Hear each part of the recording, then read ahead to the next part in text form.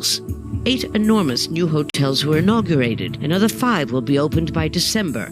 All this while Cuba's so-called economic engine continues to stall, as evidenced by these old convertibles standing idle in old Havana for lack of foreign tourists. Millions of Cubans depend on tourism. It's a chain. If I work, I spend money, and others make money. The prohibition of cruise ships imposed by Donald Trump has impacted us a lot. The streets are empty, there are no tourists almost anywhere. So the big question is, why are they building so many new hotels? New hotels are being built with government money on property not being claimed in U.S. courts. Should Cuba's one-party state system eventually change, they could then be bought and sold. Industry officials insist they're simply preparing for a tourism boom, a feat that will take more than just new hotels. Power defines our world. We live here. We make the rules, not them. People in Power investigates, exposes, and questions the use and abuse of power around the globe on Al Jazeera.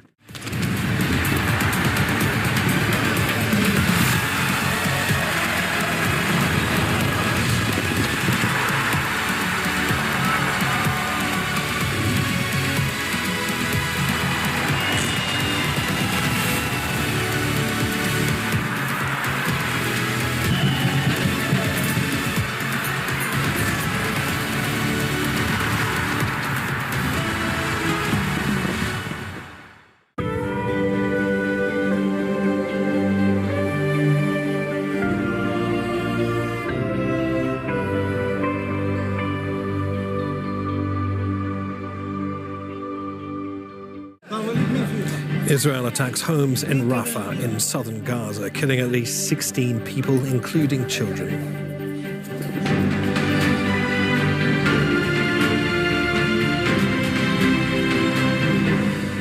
I'm Nick Barker. This is Al Jazeera live from Doha. Also coming up, long-awaited humanitarian aid arrives in Gaza after Israel and Hamas reach a new deal brokered by Qatar. The US strikes several parts of Yemen after the Houthis target another ship in the Red Sea. And charged with treason, but a court allows Sierra Leone's former president to leave the country.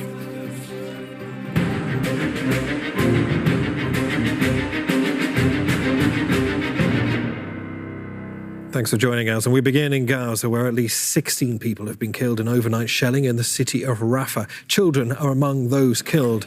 Several have been wounded. Israeli strikes hit a house in the eastern part of the city. Fighting is also taking place between Palestinian groups and Israeli troops near Nasser Hospital in Khan Yunis. That's for a second night.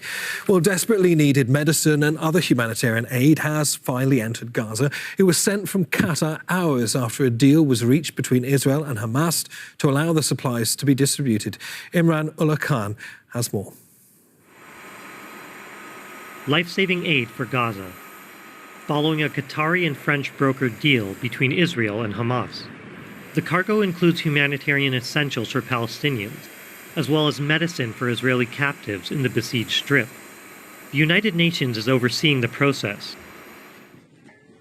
Aid has been sporadically trickling in to the 2 million Palestinians besieged by Israel, often through diplomatic channels, nearly never enough.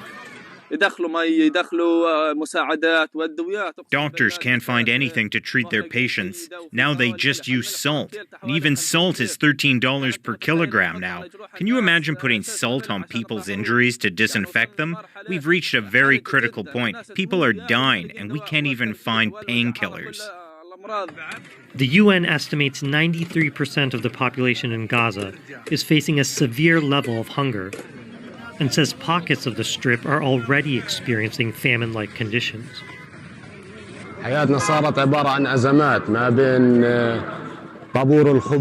Our life has become a bunch of struggles between the queue for bread, and that for gasoline, and that for food for our children. Aside from that, people do not have income anymore that enables them to get their needs. There is no source of income. People who had income before the war, or had a business or a project, have become unemployed now. Disease is spreading rapidly and leaving many in a state of desperation. People have become displaced. People are ripped apart. We didn't think the situation would become like this.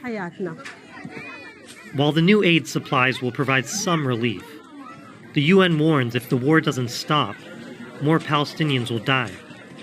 Not from bombs, but from famine and disease. Imran Allah Khan, Al Jazeera. Well, the healthcare system in Gaza is collapsing. Another casualty of Israel's war on Hamas. A delegation from the World Health Organization has just returned from there and is once again warning of an unfolding humanitarian catastrophe across the Strip. Gabriel Elizondo's report contains scenes of injured people from the very start. The healthcare system in Gaza is collapsing. Another casualty of Israel's war on Hamas. That is the assessment from Sean Casey. This church has been turned into an inpatient ward. The World Health Organization's emergency medical team coordinator, who just returned to UN headquarters after spending 5 weeks in Gaza. Every time I went to the hospitals, I saw evidence again and again of the simultaneous humanitarian catastrophe that's unfolding. We see it every day in Gaza, getting worse and worse. And the collapse of the health system day by day. Casey estimates that only 15 hospitals in Gaza are functioning, but only partially. He saw how bad the situation is firsthand. These are a couple of his reports from last month.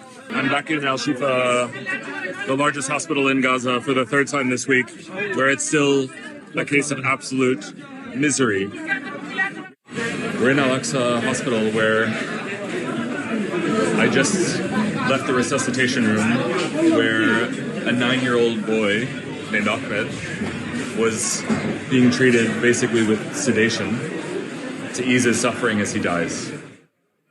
When asked what was needed the most to help the Gaza health system cope, Casey was clear: a ceasefire. That, he said, would be the most effective and immediate way to end the suffering. Gabriel Elizondo, Al Jazeera at the United Nations. And at least 11 Palestinians have been killed in 2 separate Israeli airstrikes in the occupied West Bank on Wednesday.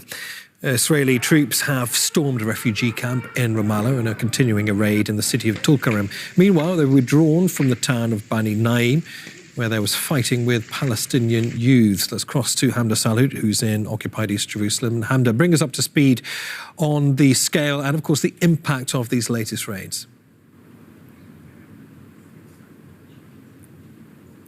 Well, this raid in Tulkarem now entering its 23rd hour this morning. The Israeli military sending in heavy reinforcements throughout the day, the night, and now the early morning to arrest several Palestinians. Remember that in the last 23 hours, 6 Palestinians alone have been killed in Tulkarem. Residents are still reporting sounds of explosions and other gunfights. But let's shift gears a little bit to a village just outside of Bethlehem, the village of Taqwa, which we are now understanding that 46 members of the same family have been arrested. It's a developing situation. We're not sure what the circumstances are just yet, but the Israeli military has subsequently raided Qalqilya in the occupied West Bank, and earlier they have raided the village of Bani Naim just outside of Hebron. This is just a continuation of the Israeli army's intensified raids since October the 7th. The army says that they are cracking down on armed Palestinian resistance,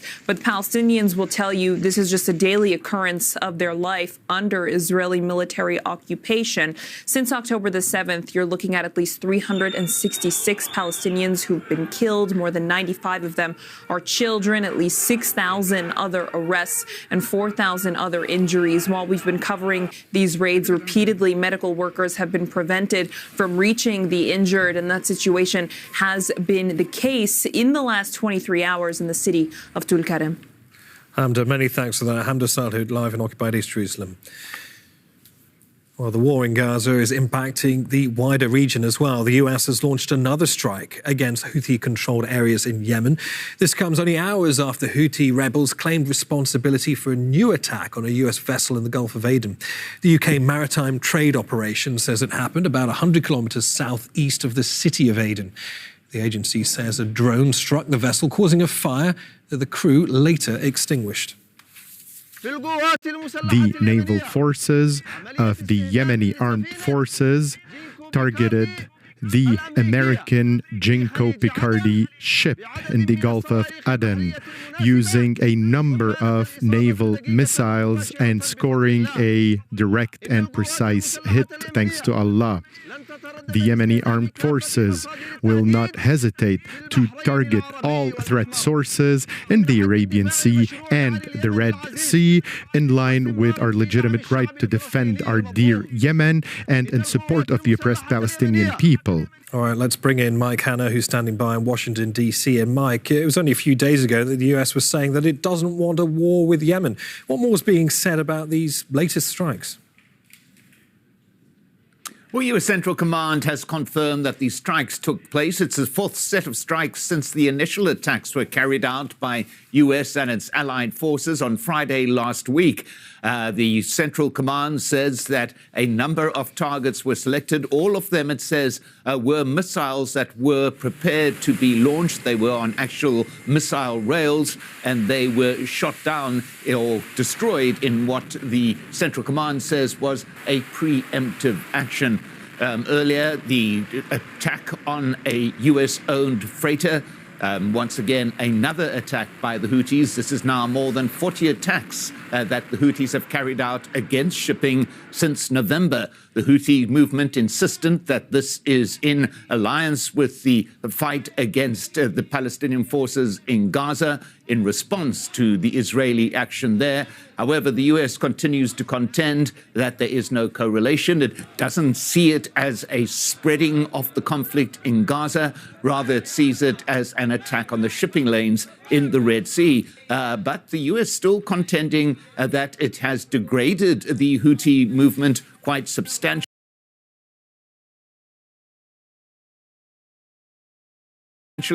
You had a spokesman from the Pentagon saying in the course of the day that they had been degraded to an extent, despite the fact that these attacks on shipping continue as it did in the course of the day. But the U.S. still maintains that position that it does not want a wider war breaking out, that it wants to control the situation. It does not want to see a spread of conflict throughout the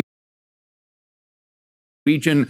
But you still have these attacks going on, and now for the fourth time, a U.S. attack against Houthi targets in Yemen. All right, Mike, many thanks for that. Mike Hanna in Washington, D.C. And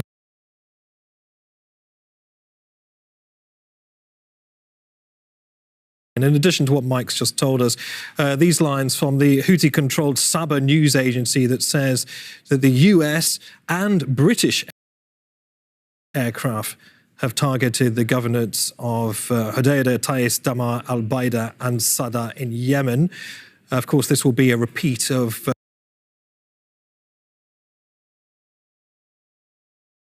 a few days ago. We wait for confirmation, though, from the British Ministry of Defence. And of course, we'll bring you the latest on that when we have it.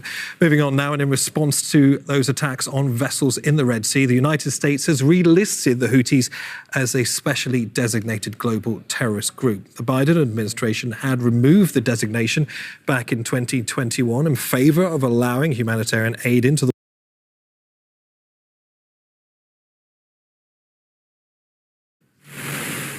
following U.S. airstrikes on Houthi-controlled missile Sea, the United States again targeted the Houthis. On Wednesday, the Biden administration announced it was designating the Houthis as a specially designated global terrorist organization. If the Houthis cease the attacks, we can certainly reconsider this designation. If they don't, as the president said, we will not hesitate to take further actions. The White House says the designation is designed to protect freedom of navigation. About 12 chains.